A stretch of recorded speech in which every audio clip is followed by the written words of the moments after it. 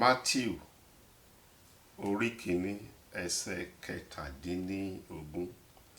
Bẹ́ẹ̀ ni gbogbo ìran láti Abrahamu wá dé Dafidi jẹ́ ìran mẹ́rìnlá, àti láti Dafidi wá dé ìkólọ sí Babiloni jẹ́ ìran mẹ́rìnlá, àti láti ìgbà ìkólọ sí Babiloni dé ìgbà Kristi ó jẹ́ ìran mẹ́rìnlá.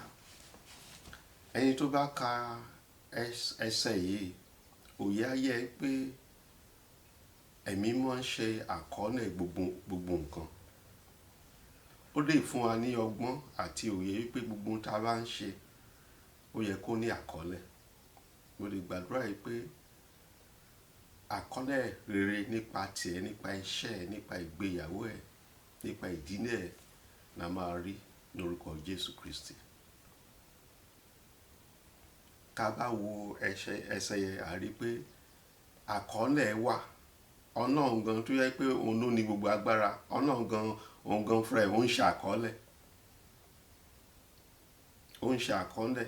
Kò sọ pé torí pé èmi ni Ọlọ́run, ẹ̀mí mọ́ sọ pé torí pé èmi ni ẹ̀mí mọ́ gbogbo nǹkan kó mọ̀ ṣe àkọọ́lẹ̀. Àkọọ́lẹ̀ wà. Àwọn ìran tó wà láàrin Abrahamu títí dé Jésù Kristi.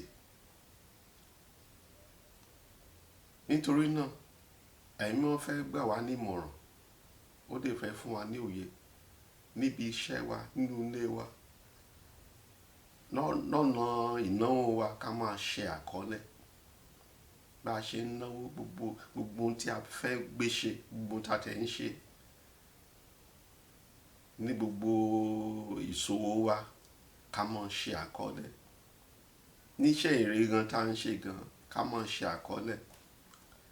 Mo lè gbàdúrà lónìí pé ẹ̀jẹ̀ Jésù ó máa pa gbogbo àkọọ́lẹ̀ búburú lórí ayé ẹ̀. Ẹ̀jẹ̀ Jésù á parẹ́ lórúkọ Jésù. Níbi iṣẹ́, gbogbo àkọọ́lẹ̀ tí ò dá lórí iṣẹ́ ẹ̀, ẹ̀jẹ̀ Jésù á parẹ́ lórúkọ Jésù. Nínú gbogbo ayé ẹ̀, ní gbogbo ìrìn àjò ayé ẹ̀, gbogbo àkọọ́lẹ̀ búburú, gbogbo àkọọ́lẹ̀ tó ń dé tí gbogbo àkọọ́lẹ̀, gbogbo àtẹ̀yìnwá tí ò jẹ́ kó ní ìtẹ̀síwájú níbi iṣẹ́ àti ní gbogbo ọ̀nà gbogbo.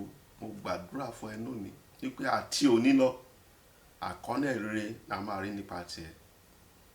Àkọọ́lẹ̀ tó máa fún ẹ ní ìgbéga, àkọọ́lẹ̀ tó máa fún ẹ ní òye, àkọọ́lẹ̀ tó máa mú ẹ lọ sí ibi titun. Mo lè gbàdúrà fún ẹ pé bí Ọlọ́run ṣe kọ àkọọ́lẹ̀ nípa ti Jésù Kristi, Ọlọ́run á fún wa ní òye pé nípa gbogbo ohun tá à ń ṣe láyé, àkọọ́lẹ̀ náà wà. Àwọn áńgẹ́lì lọ́run wọ́n ń ṣe àkọọ́lẹ̀ gbogbo ohun tó ṣe lónìí, ohun tó sọ lónìí, ibi tó lọ lónìí, gbogbo ìwà tó wà lónìí, àkọọ́lẹ̀ wà. Ẹsẹ̀ yìí ó fún wa ní òye gbogbo ohun tá à ń ṣe, ẹjọ́ tá a rò lónìí, ẹni tá a rojọ́ mọ́, ẹni tá a rojọ́ mọ́, gbogbo ohun tá a ṣe, gbogbo ohun tá a wò, ibi tá a lọ, ohun tá a fetí wa gbọ́, ohun tá a fẹ́nu wa sọ, gbogbo ohun tó ń gbé ṣe tá ń gbé ṣe lójoojúmọ́ ni àkọọ́lẹ̀ wà. Ó ṣe pàtàkì fún wa láti máa ṣọ́ra ohun tá a bá ń sọ. Níbi aṣọ tá a bá ń wọ̀, àkọọ́lẹ̀ wà. Ó ra aṣọ wo ló wọ̀ wá síbi iṣẹ́ lónìí.